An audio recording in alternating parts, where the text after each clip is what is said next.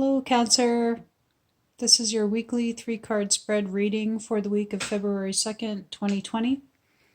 I have pulled 3 cards for you, 2 of which are north cards. So this shows that work must be done in the opposite direction, which is the south, the place of your physical inner child, your physical body, and your inner child. So for your situation card, we have this West teaching card, Dream.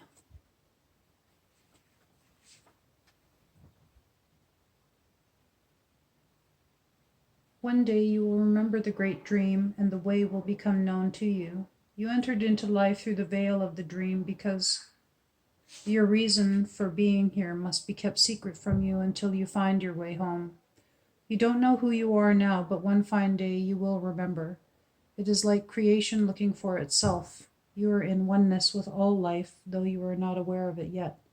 Rest assured you will awaken from the dream. Until then, let the Great Mother rest within your spirit. She is the universe, she is the womb of all life, she is the light that shines from your eyes, illuminating your daily dreams. The possibilities you dream of will become your reality. The painting is entitled The Celestial Dream. Excuse me. It represents the feminine power of Mother Earth and the way that dreams from one's unconsciousness flows out of one's head into daily reality. The lotus flowers and the butterfly celebrate transcendence into higher consciousness. At the bottom of the waterfall, the universe is formed by the spheres of your spirit and by the life of consciousness within your being and within your sacred dream. Have the courage to manifest your dreams in your life. This is a card of the West because dreaming, transformation, death, and rebirth are a part of your West training. This flow of the waterfall represents the energy of your dreams as they flow through your life and transform you.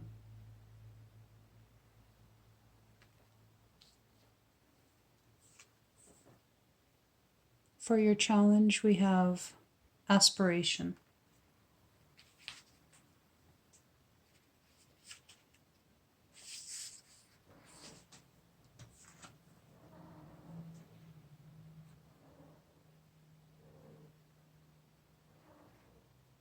Aspiration stimulates power. It is your aim spiritually and physically in the world, and it involves the totality of your being. Without the balance between the physical and the spiritual, aspiration is a hollow accomplishment. It is like a spirit lodge that can hold space for your ceremonies and rituals. The spirit lodge must first have a strong foundation of capability, trust of those around you, and responsibility. Aspiration is what builds the spirit lodge of power. It is the quiet architect of your accomplishments, and it sits at the feet of power, just as the deer stands before the remnants of an ancient civilization, an ancient and powerful civilization come and gone. Keep your heart open, kind, and loving, so that the energy of the universe can move freely through you. It is difficult to aspire without judgment, but judgment limits you, putting a fence around your consciousness. Give much consideration to all your choices in life and a free flow to your process of aspiration. The painting is entitled Eternity's Breath. Witness a moment in time. The deer in his innocence and his quiet aspirations for life stands in the wilderness before the ruins of an Olmec carving. The Olmec head symbolizes the ancient dreams of death and rebirth, past civilizations meeting with the immediacy of current life, the wildness of spirit, and the purity of nature. Aspirations revolve around the eternal struggle, the ebb and flow of strength and wisdom that are part of the North. Life cycles and recycles itself again.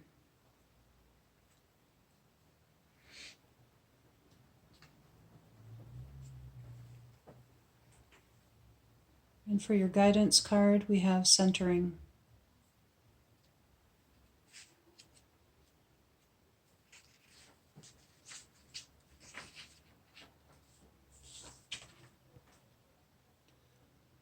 Never leave your center.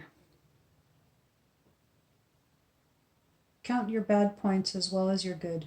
What is good and what is bad are most often purely relative.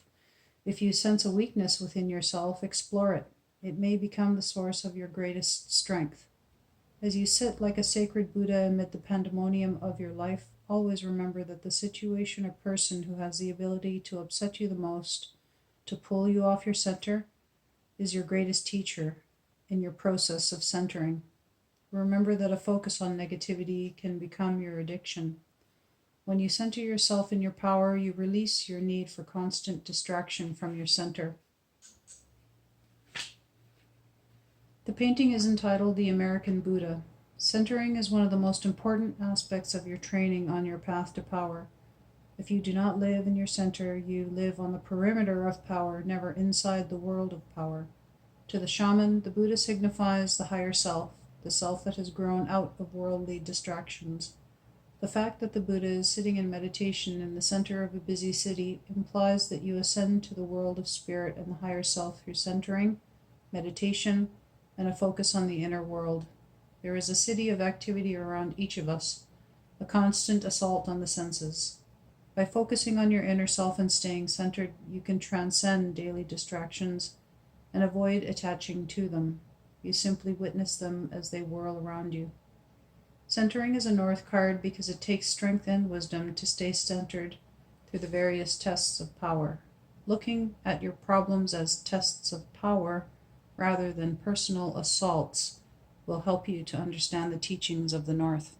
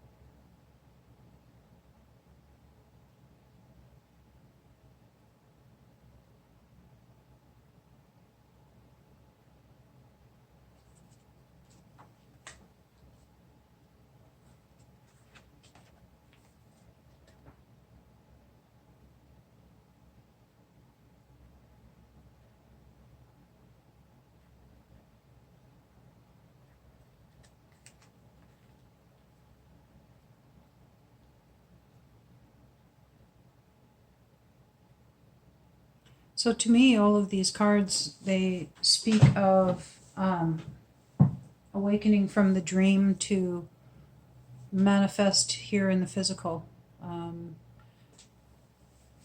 Standing still in your place of power, staying centered to really manifest what you want for your life.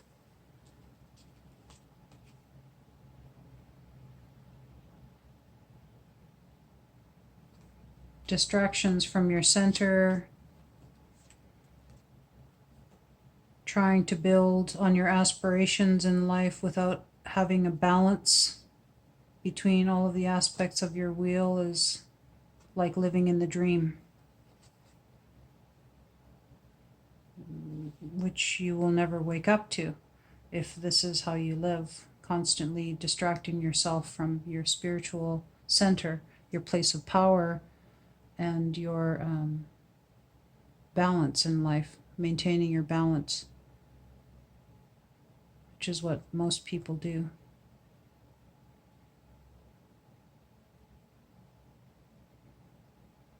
But this card doesn't say that you will not achieve what it is that you're wanting in life. This card speaks of actually obtaining it, and that knowing that you will one day wake from the dream.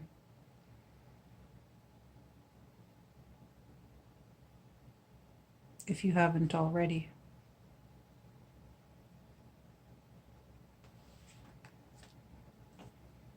So the additional advice, like I stated earlier, is